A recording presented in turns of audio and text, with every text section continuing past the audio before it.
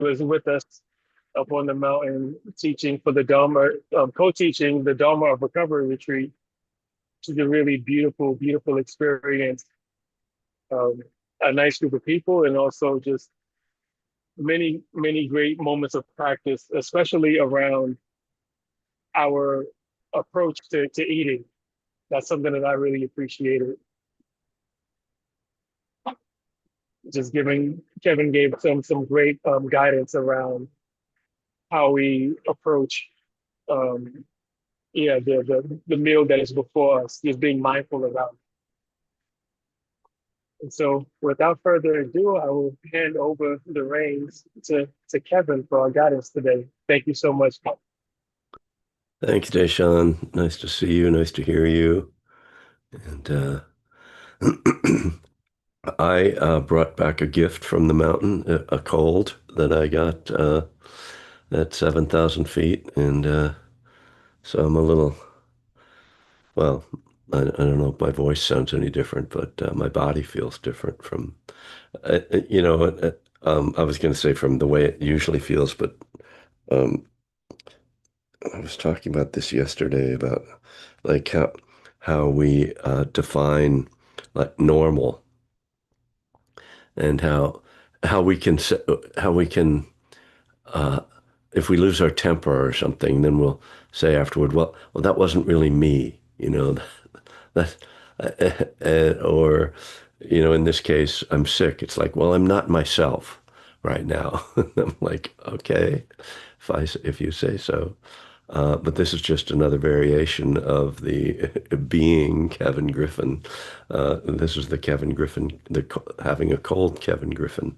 There are many selves we have, we carry around and that show up. And sometimes, sometimes they aren't the selves that we want to be. So, but I'm okay. I've been dosing myself with ginger, lemon, honey, and eating raw garlic, and and then I got the neti pot. I'm running the salt water through my sinuses. It's great. I'm sure you want to hear all these things, but anyway, we're going to meditate for a little while, and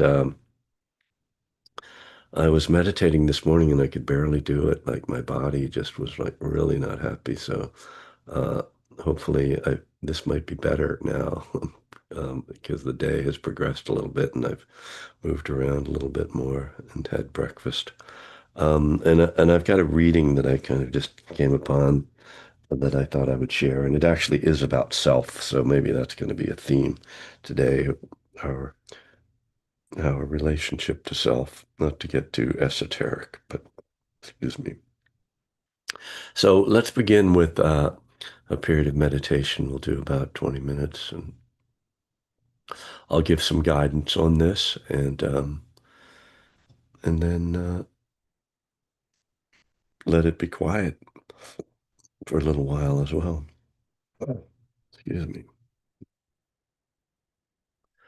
All right, just settling back into whatever sitting or lying down or standing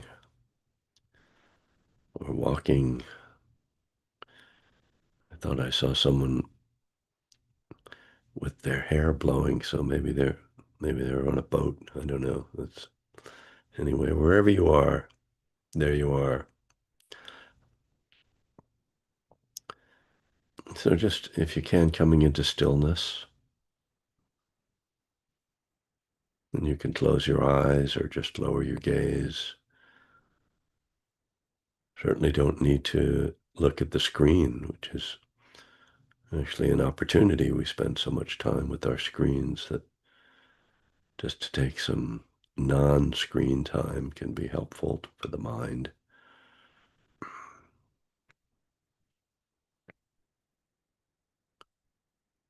And as you come into stillness, to turn the attention inward in the sense of, first of all, just feeling the body.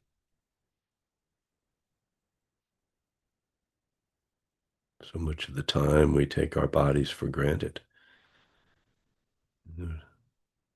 When we get sick or we hurt ourselves or there's something very pleasurable like a meal, then we become more aware of the body for exercising. But when we're just sitting,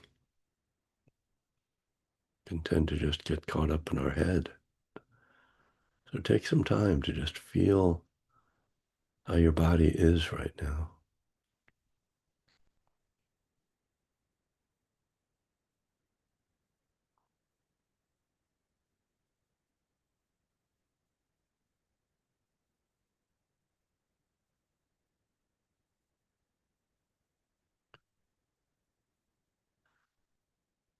When we're asked, how do you feel? We might respond by talking about our body, our health, or we might respond by talking about our mood or our emotions.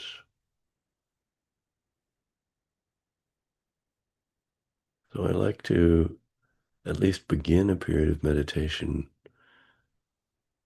by investigating those two types of feeling. So we're spending a little time feeling the body externally and internally.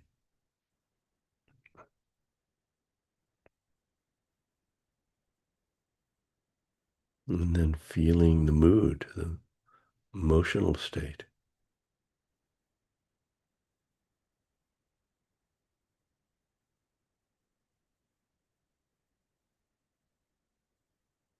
You might also include then awareness of the breath as you investigate these areas of feeling. The breath helps us to calm the body and mind and to bring more clarity and awareness. It holds us to the present moment.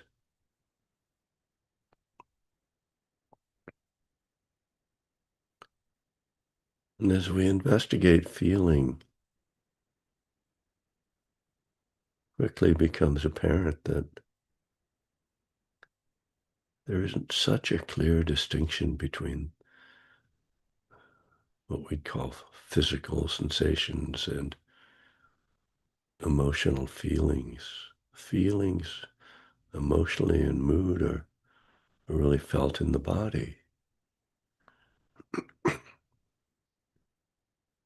We define them differently from the way we define ordinary sensations, and yet they have many of the same qualities. We talk about emotions as being painful, just in the same way we talk about physical pain.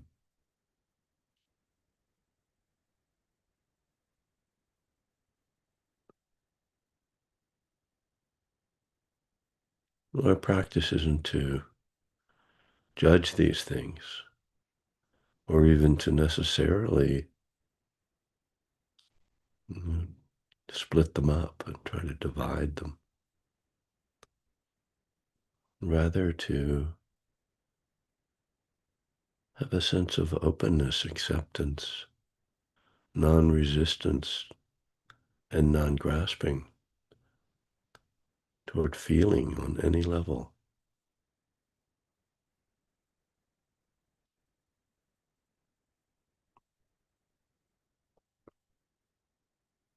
Our instinct is to withdraw from the uncomfortable feeling, to indulge in and revel in pleasant feeling. Mindfulness invites us to take a third path, one of just awareness, openness, acceptance. And here, there's a sense of receptivity,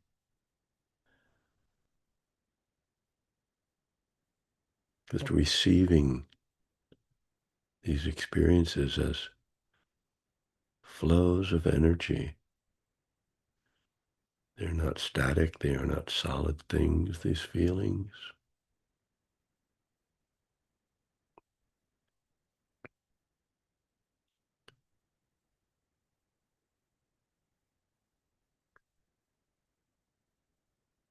We can't grasp them, can't pin them down. This is why the mindfulness practice of openness and observing is more useful, more realistic than trying to hold on or push away.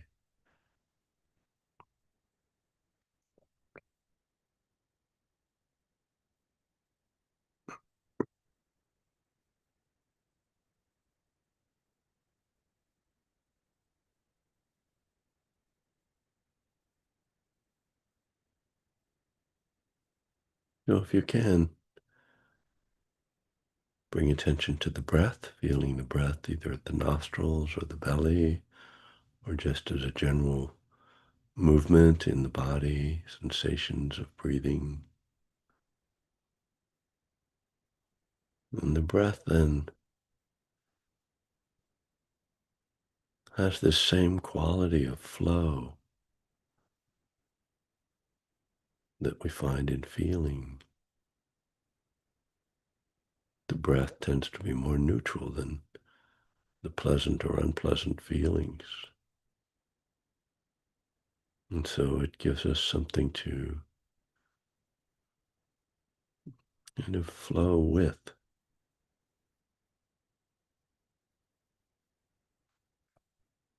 Again, not trying to hold down or catch the breath, but more like watching clouds moving through the sky. The breath just flowing as sensation. The breath interacts with feeling on both the physical and emotional level,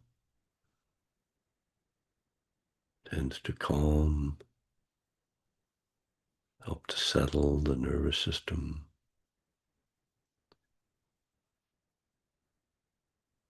tends to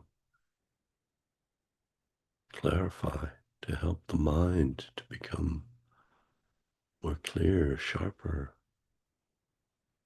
more perceptive.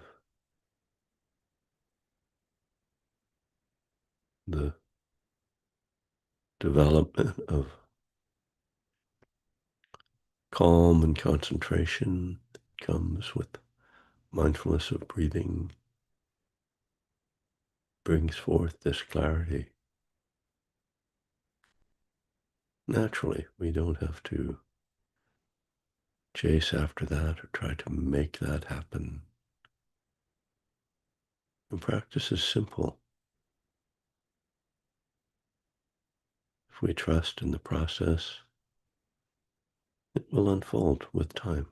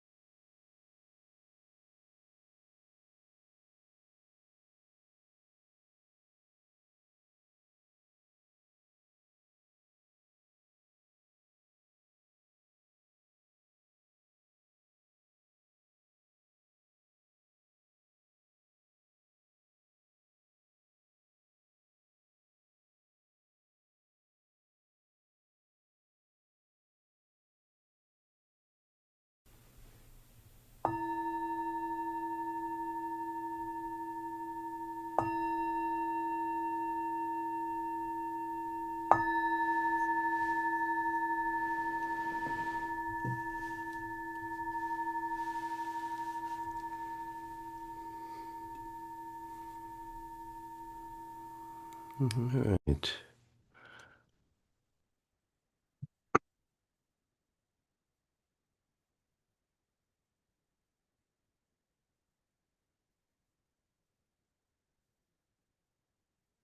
So, yeah, I mentioned I would read something. I'm just going to put the title of this book, uh, where you can get it. More than mindfulness.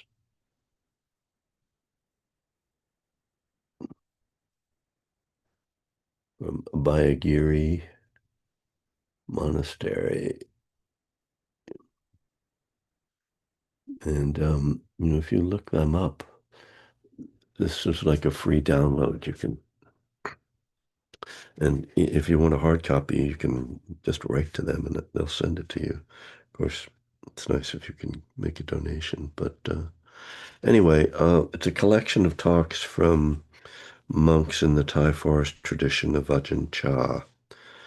And, and it has an opening, just kind of it's like a preface, I suppose. Well, it's not quite the preface, before the preface, um, with just a short passage from Ajahn Pasano, who is the former abbot there and is now sort of the um, elder. So I'm just going to read this, just a couple of paragraphs. And it starts out with a Pali word. It's from the Pali language, but he immediately translated it. So it says, Patini Sago is relinquishment, is letting go. And oftentimes that relinquishment, when it is expressed or explained, is not just the relinquishment of goods, of material things, or even of moods and feelings and defilements, but a letting go of the sense of self, a letting go, a letting go of the glue that holds the clinging together, relinquishment of the I identification.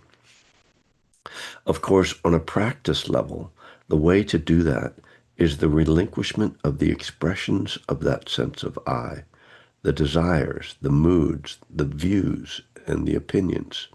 Those are the expressions, the tail end of the infatuation with the I.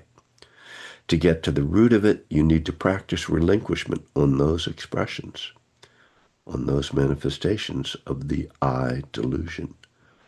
The heart really needs to leap forward at that letting go. It needs to recognize the opportunity one has of fulfilling the path by being willing to relinquish and let go.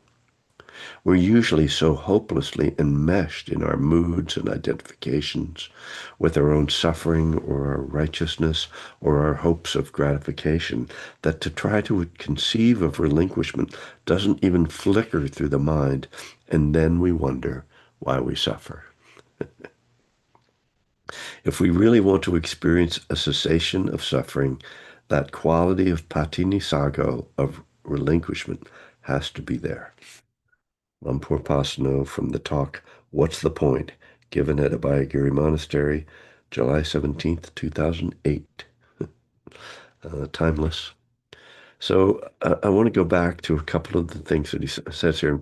And first of all, to recognize that, when I hear the idea or someone express the thought of letting go of the self, it seems like I don't know what that mean. What I mean by like, and so it seems like it's about ego not being self-centered or something. But I like the way he makes it very practical because he points to very specific things where, and so, but again, just a little bit of an overview on this. We don't have to approach this as this sort of all or nothing thing. Like, oh, there's still some self left. It's like, no, of course, yeah, that's fine. But to just start to sort of notice some of these areas where we get particularly attached. And so when he says the relinquishment of the desires, the moods, the views, and the opinions, that these are the expressions of I. So, desires, I mean, okay, we, very few of us are going to relinquish all our desires, but we can sort of see, oh, am I just sort of getting stuck here? Is it possible to let go here? The moods, and it's not having the mood, it's my relationship to the mood. It's like, oh, I am this, I am angry, I am anxious. It's just seeing, oh, this is just something that's passing through an energetic state. And then particularly the views and the opinions are really helpful to me because that's a place where I think it's easier to let go of than desires and moods, at least for me. I can, maybe I won't say let go of them, but that I can see that they're created in my mind and that other people have completely different views.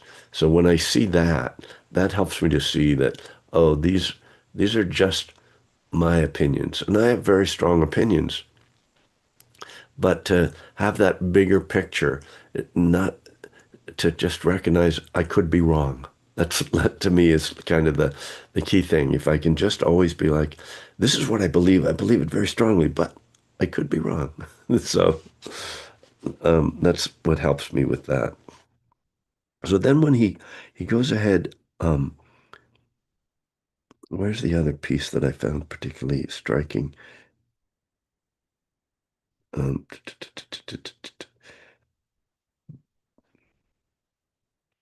we're usually so hopelessly enmeshed in our moods and identifications with our own suffering or our righteousness or our hopes of gratification that to try to conceive of relinquishment doesn't even flicker through the mind.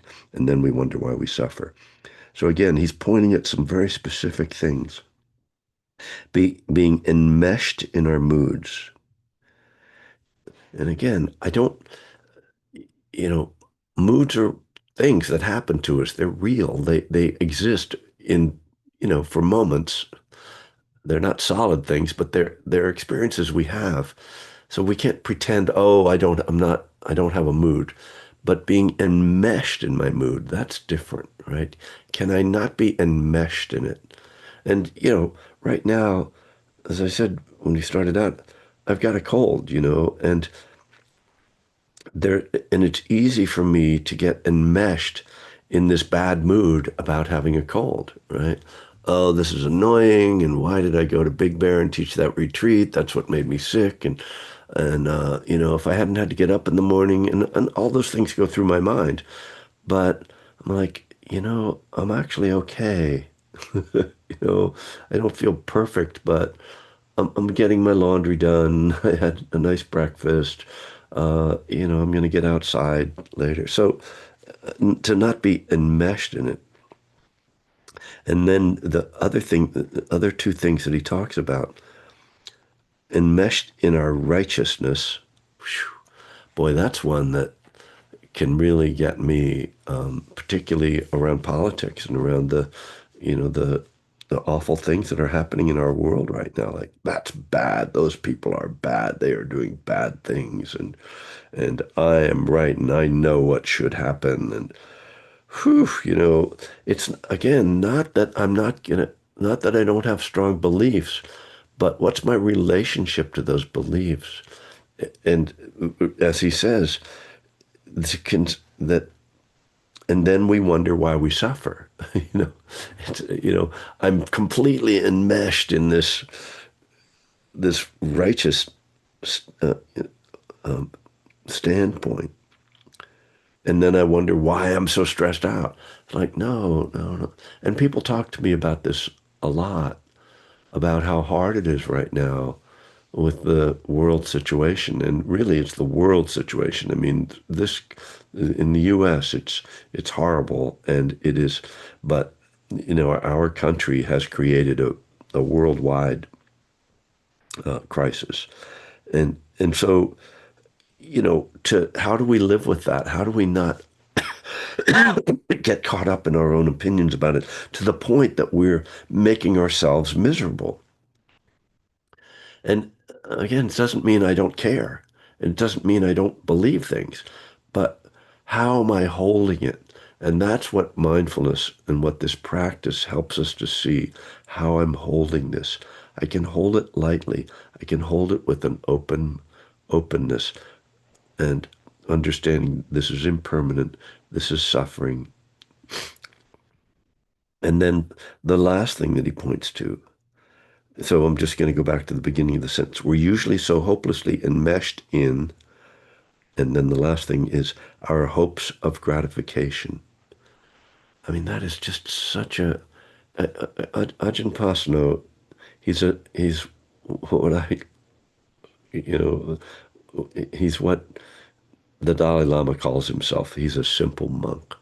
He doesn't tell lengthy stories. He doesn't have a big, long quotations, but he has this capacity to just name things that are so precise. Our hopes of gratification. How much of the time do we spend in that hope of gratification across the mind body? It can be the hope of gratification of a meal. Deshaun was talking about teaching about mindful eating. The hope of gratification of a job, of a relationship, of a new possession, of an experience, of a trip, all the things that we get hopelessly enmeshed in these hopes. Well, it's interesting. They've got hope and hope, hopeless and hopes all in the same sentence. I just noticed that. So again, not that we're not going to look forward to things, not that we're going to be not have hope for some pleasant experience, but again, how am I holding that hope? Am I holding it as like, this is it? This is going to be it. I'm going to be so happy, you know? And then you go on your trip and you have to like wait, you know, in the airport, and then you have to, be on the plane, and then you have to check into your hotel. It's like, yeah, there's pleasant things, but nothing is like 100% gratifying. Everything has its limitations. So, I just find this simple kind of teaching to be the most useful for me because I can't keep all the Dharma in my mind all the time, but just this idea, like, watch how I'm getting enmeshed. Watch how I'm clinging to something, whether it's an opinion or a hope or a mood. What's my relationship to what's happening right now? That is kind of the underlying key message, I think, of mindfulness practice. So there's just a few thoughts, and I thank you for your attention, and I will just open it up, see if there are any questions or comments. I'm going to mute myself while I blow my nose.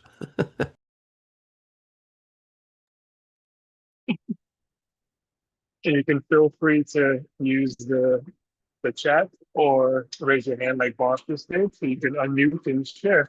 Bob, go ahead. Hi there. Hi. Hi. Thank you for your meditation and for that reading. I totally agree. It's so simple, but so hard. Right. I have a particular problem with my emotional states, and fear is the predominating one. And so when fear comes up for me, like a lot in my gut, but other places, but primarily in my gut, I get this tension and I just get terrified. Mm. Like, this has been going on for years.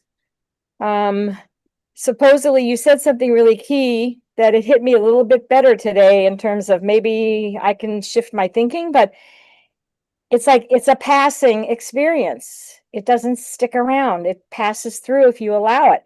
Right. That's what I have trouble with because the fear just sort of like, sorry, I'm trying to adjust myself outside. Okay.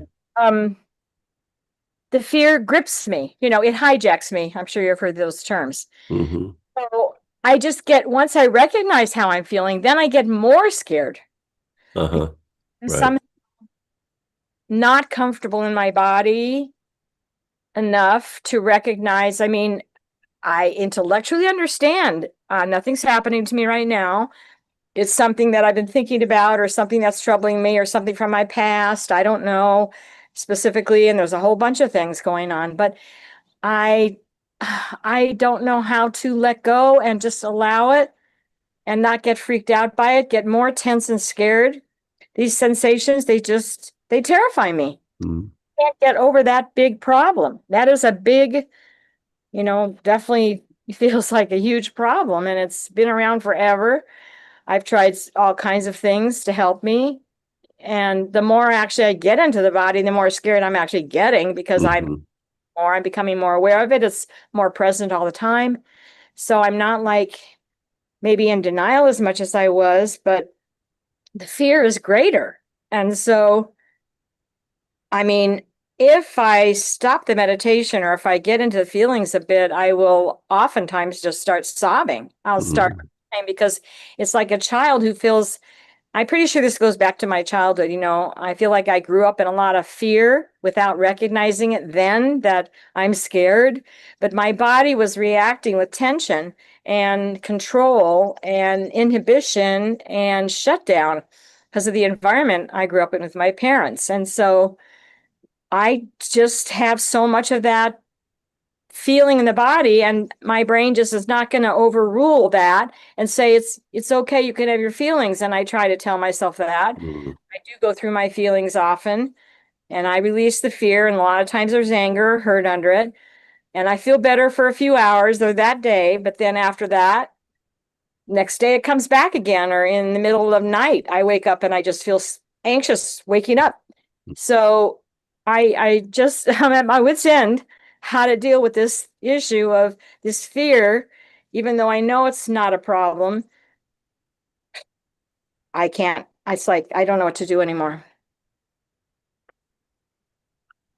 Uh, I, I'm Hey, sorry, Barb.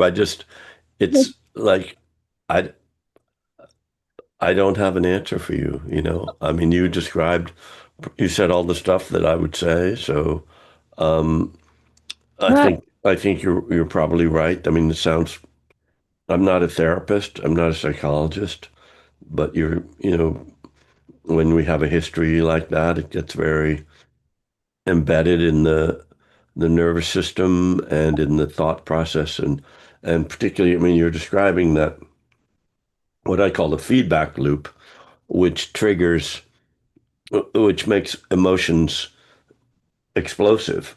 That Right, when and particularly with fear, the fear of the fear turns into a panic, and right, it's to break that uh, generally takes a physical intervention like exercise or getting outside or or an interaction with another person, because in the mind, your mind won't, as you described, your mind's not capable of breaking out of that loop. And so being in community, being in nature, you know, being with a pet, those are the things that come to mind for me. well, That, I do have these resources. yeah. The thing is, when I'm trying to, like, if I'm working at the computer, which I was before I came on to you, and then I come on to you and then I recognize I'm not breathing well, I'm anxious, I'm tense, I'm basically terrified for, overwhelming my life. And but the recognition of it is not shifting it. And Mhm. oftentimes the little thing in my head says, well, if you really were feeling what's the truth, it would disappear, because that does happen a lot. Somehow it's maybe not fear, but it feels like fear. So I'm feeling like Yeah. it's fear, but it's not really fear.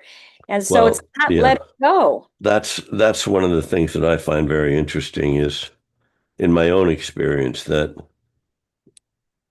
we we take these nonverbal experiences and we give them a name, and then the name takes on a reality that may not be actually what the thing is or what it's expressing.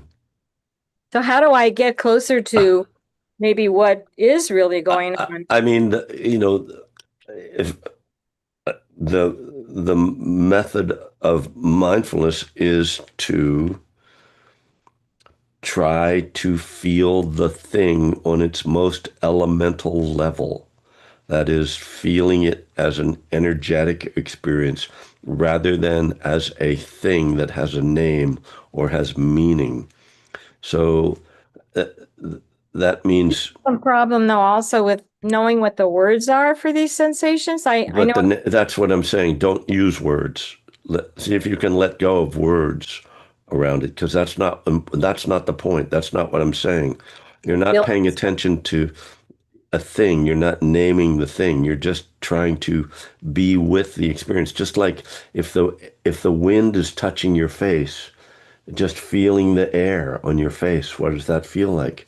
well, You it know, feels wonderful, but it doesn't scare me. So it no, can. but I'm just saying that's as an example. I'm not saying that's, Barb, I got to give someone else a chance to ask you a question because I just don't have an answer for you. I'm sorry. Okay. You know, Mm.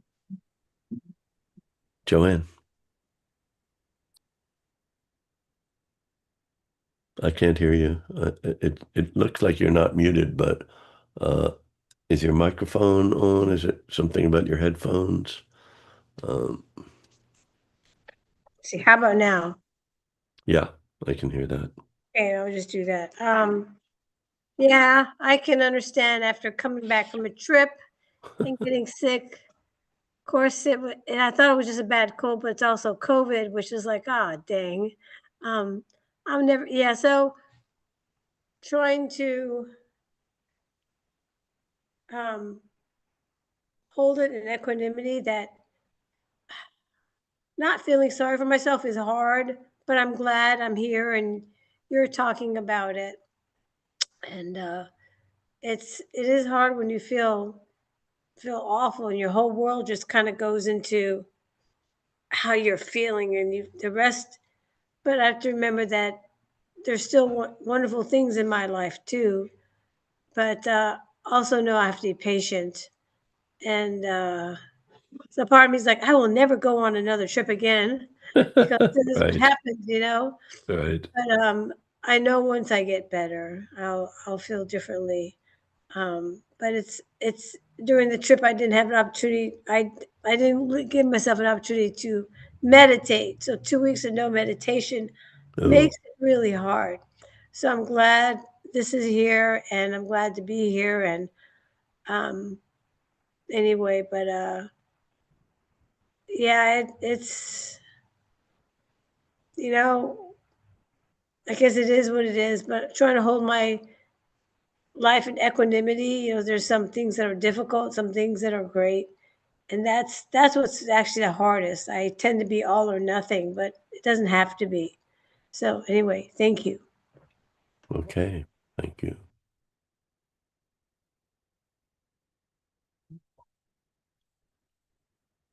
Well, I'm kind of feeling run down, so I think I'm going to end this a little early. I apologize for that, but I appreciate people showing up and for being here. So, um, have a good afternoon. Not a problem, Kevin. Thank you so much for being here with us and for leading today's practice. Um, Again, for everyone who is here, if you are interested in learning more about Kevin's practice, I'll put his website into the chat. And also, actually wanted to announce. I mean, I know some people are already leaving, but um, lunchtime mindfulness. We're going to be taking a little bit of a break for the summer, just to retool the program.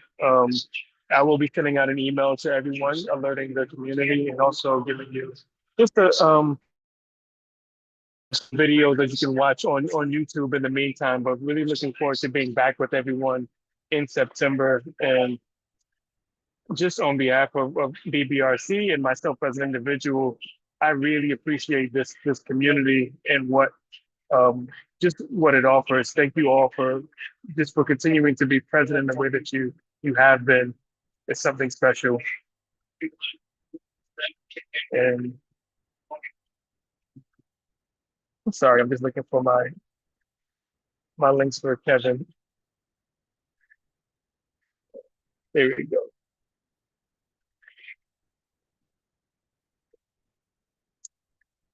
And I'm going to come on once more just to say great day to everyone. I appreciate you all. Certain names, Ruth, Ellen, just certain folks I look forward to seeing those names. So I hope you all have a great summer and look forward to catching back up with you. When summer wraps up, just keep looking out for the emails to stay tuned for the new information as we retool the program. So be well, everyone. Have an amazing day. Thank you, Brenda.